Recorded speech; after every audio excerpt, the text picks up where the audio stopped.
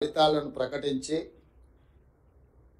వాళ్ళ certificate verifications వాళ్ళ యొక్క మిగతా వివరాలను సంబంధిత జిల్లా కలెక్టర్లు అధికారులు వెరిఫై చేసి ఫైనల్ నియామకాలు దసరా పండుగలోపు తెలంగాణలో మీకు అందరికీ తెలుసు.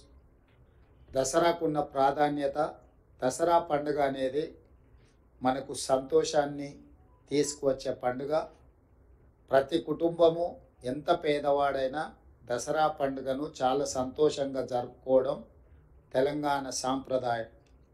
ఆ దసరా పండుగ లోపలనే 9 అక్టోబర్ 2024 నాడు ఈ సర్టిఫికెట్ల వెరిఫికేషన్లు పూర్తి చేసి ఎల్బీ స్టేడియంలో ఈ 11,062 మంది టీచర్ల నియామక పత్రాలు వాళ్ళకు అందించడం ద్వారా రాబోయే దసరా పండుగ వాళ్ళ కుటుంబాలలో సంతోషాన్ని, పండుగ వాతావరణాన్ని తీసుకురావాలని చెప్పి మా ప్రభుత్వం భావిస్తుంది.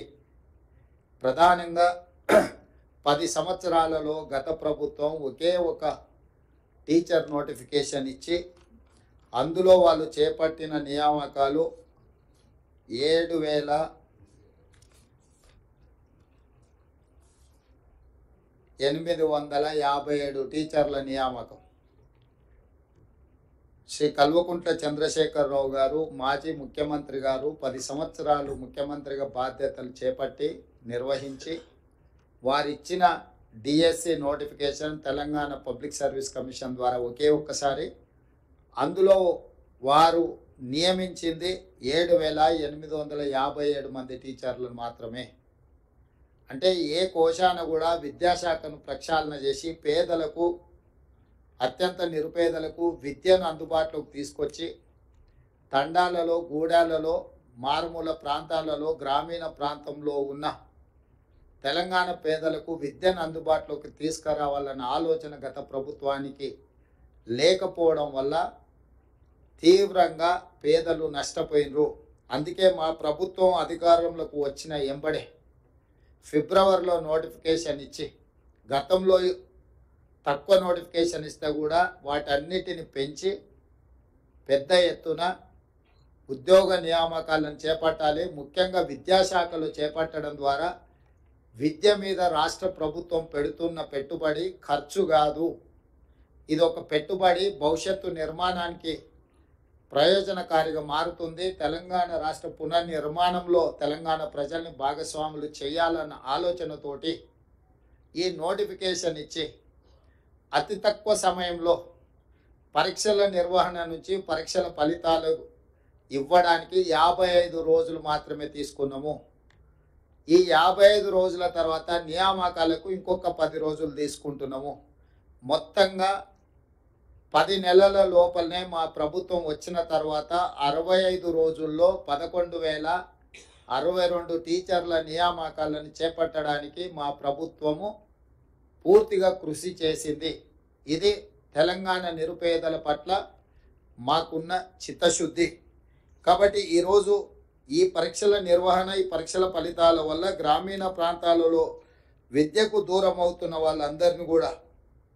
వాళ్ళందరినీ విద్య అందించడం ద్వారా వాళ్ళని ప్రయోజకులుగా మార్చాలన్న ఆలోచనతోటి ఈరోజు ఈ కార్యక్రమాన్ని తీసుకోవడం జరిగింది. నేను మళ్ళీ ఒకసారి చెప్తున్నాను, ప్రజాపాలన, ఇందిరమ్మ రాజ్యం వచ్చిన తర్వాత టీచర్ల నియామకాలకు అత్యంత ప్రాధాన్యతనిచ్చి 10 నెలలు తిరిగే లోపలనే 11,062 మంది టీచర్లను నియమించడం ద్వారా తెలంగాణ పేద ప్రజలకు విద్యను అందుబాటులోకి తీసుకురావాలన్న మా ఆలోచన, మా కృషి, మా అధికారులు చేసిన నిరంతర శ్రమ ఈ సందర్భంగా మనం గుర్తించి అభినందించాలి. అదేవిధంగా మీకందరికీ తెలుసు, తెలంగాణ రాష్ట్ర ప్రభుత్వం ఏర్పడిన మొదటి 90 రోజుల్లోనే 30,000 ప్రభుత్వ ఉద్యోగ నియామకాలు, ఎక్కడైతే కాంగ్రెస్ పార్టీ అధికార ప్రమాణ స్వీకారం చేసిన ఎల్బీ స్టేడియంలోనే వివిధ శాఖలలో 30,000 ఉద్యోగ నియామకాల పత్రాలు అందించడం ద్వారా నిరుద్యోగ సమస్య తీవ్రమైన సమస్య. తెలంగాణ ఉద్యమానికి ప్రధాన ఇంధనంగా పనిచేసిన నిరుద్యోగ యువకులకు ఉద్యోగ అవకాశాలు ఇవ్వడం ద్వారా ఉద్యోగ నియామక పత్రాలు అందించడం ద్వారా ఈ ప్రభుత్వం నిరుద్యోగ యువకులకు అండగా నిలబడి గ్రామీణ ప్రాంతాల పేదల కుటుంబాలను ఆదుకోవాలన్న ఆలోచనతో ముందుకు వచ్చినాము. ఇదే కాకుండా డిఎస్సి నోటిఫికేషను టెట్ లేకపోవడం వల్ల కొంతమందికి అవకాశాలు రావట్లేదంటే టెట్ పరీక్షలు నిర్వహించిన తర్వాతనే డిఎస్సి నోటిఫికేషన్ ఇచ్చి వాళ్ళకు కూడా అవకాశాలు కల్పించడం జరిగింది. ఇదే కాకుండా గ్రూప్ 1, గ్రూప్ 2, గ్రూప్ 3కి సంబంధించిన పరీక్షల్ని తెలంగాణ పబ్లిక్ సర్వీస్ కమిషను ఒక అంగడి సరుకుగా మారితే దాన్ని కంప్లీట్గా ప్రక్షాళన చేసి నూతనంగా Telangana public service commission chairman మెంబర్స్ను కూడా నిపుణులను అందులో అనుభవం కలిగిన వాళ్ళని నియమించడం ద్వారా ఎలాంటి ఆరోపణలు లేకుండా పారదర్శకంగా పరీక్షలు నిర్వహించి ముందుకెళ్తున్నాము. తొందరలోనే గ్రూప్ 1